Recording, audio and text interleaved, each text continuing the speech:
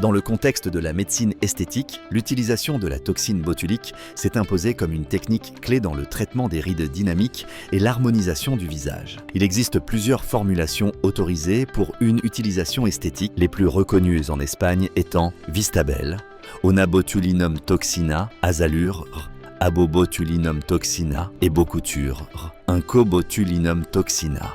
Ces variantes diffèrent par leur origine bactérienne, leur charge protéique et leur dilution recommandée, ce qui impacte directement leur gestion clinique et l'immunogénicité du patient. Il est essentiel de connaître la composition exacte et les conditions de conservation, certaines nécessitant une réfrigération stricte, tandis que d'autres, comme Bocuture, peuvent être conservées à température ambiante sans perte d'efficacité. La reconstitution doit être réalisée dans des conditions d'asepsie maximale en utilisant une solution saline sans conservateur et en respectant les volumes indiqués par le fabricant. La précision à cette étape est essentielle pour garantir l'efficacité et minimiser les risques. En ce qui concerne l'injection, elle doit être personnalisée en fonction de la musculature faciale du patient et peut être réalisée sous-cutanée ou intramusculaire, oblique ou perpendiculaire, selon l'effet désiré. La direction correcte de l'aiguille et la connaissance anatomique sont déterminantes pour obtenir des résultats symétriques et éviter des complications telles que la diffusion indésirée du produit. Il convient d'éviter de masser la zone traitée